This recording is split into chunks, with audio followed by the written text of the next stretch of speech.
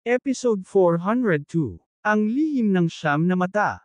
Ang laban sa Dark Continent ay lalong nagiging madugo. Matapos ang pakikibaka kontra Umber Spawn, lumitaw ang tunay na banta, Nyxur, the Nine-Eyed Sovereign.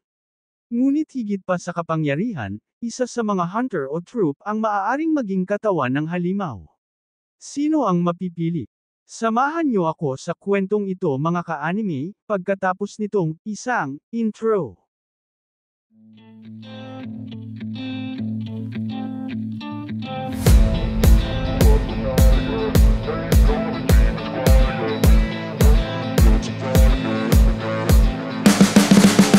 My shoulder cause they treat me like an outcast.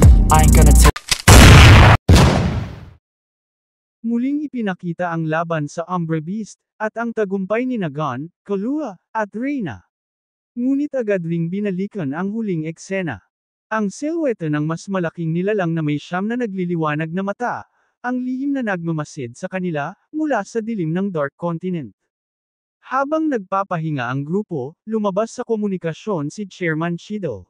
Ipinaliwanag niya ang bagong datos, ang Umber Beast ay hindi lamang halimaw, kundi isang avatar ng mas malaking entidad na tinatawag na Nyxur, the Nine-Eyed Sovereign, isang matandang nilalang na itinuturing na isa sa 5 pinakamapanganib sa Dark Continent. Ngunit may mas nakakagulat, ayon sa Intel, may ilang miyembro ng Phantom Troop na naroon din, at tila may sariling pakay kaugnay ng siyam na mata. Sa isang malawak na kagubatan, bigla nilang narinig ang pamilyar na tunog ng pagtawa. Lumitaw si Phaeton, kasama si Finks at Shizuko. Nagulat si Gon at Kahlua, ngunit hindi agad sila umatake. Ang troop ay narito rin para sa parehong dahilan. Isang kontratang nakuha nila mula sa isang hindi kilalang kliyente, na nagnanais makuha ang I-Cores ng siyam na mata. Nagkaroon ng tensional na paghaharap-harap. Phaeton, kung haad lang kayo, hindi kami magdadalawang isip. Pero kung pareho ang layunin natin, baka sakaling magtulungan muna tayo. Bago pa man sila magdesisyon, lumitaw mula sa lupa ang mga maliliit na bersyon ng Umber Beast, tinatawag ito na Umber Spawn. Ang bawat isa'y kumokopya ng tig-isang Nen technique, mula sa mga nakikita nila. Isang Umber Spawn ang gumamit ng bungee gum, na nagpatigil sa lahat. Paano nila nakopya ang kakayahan ni Hisoka? Ito'y nagdulot ng alinlangan, lumalabas na kaya nilang kopyahin kahit ang aura ng mga taong hindi naroroon, basta't naiwan ang trace ng kanilang Nen sa Dark Continent. Nagkaisa pansamantala ang grupo, ang Hunters at Troop, upang labanan ang mga Umber Spawn. Si Kahlua gumamit ng Godspeed, para tapusin agad ang mga mabilis na kalaban. Si Shizuko ginamit ang kanyang vacuum upang higupin ang mga nabubuong usok. Gon at Finks nagsabay ng kanilang malalakas na suntok, halos yumanig ang lupa. Matapos ang laban, umalangaw ang malalim na tinig sa paligid.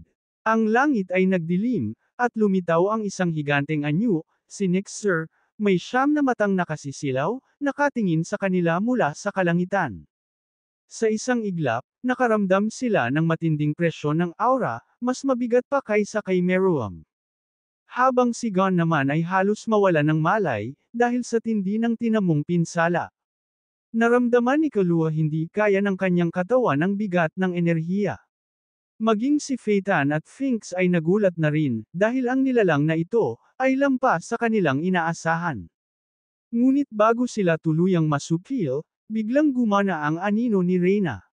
Gumamit siya ng bagong teknik na tinawag na Shadow Veil, na nagbigay ng proteksyon laban sa diretsyong Nen pressure ni Nyxur. Sa huling minuto ng Onda episode, nagsalita si Nyxur gamit ang tinig na parang sabay-sabay mula sa siyam na mata. Mga mortal, ang inyong mga alaala, ang inyong mga takot, iyon ang aking pagkain. Malapit na akong magising ng lubusan. At isa sa inyo ang magiging aking sisidlan.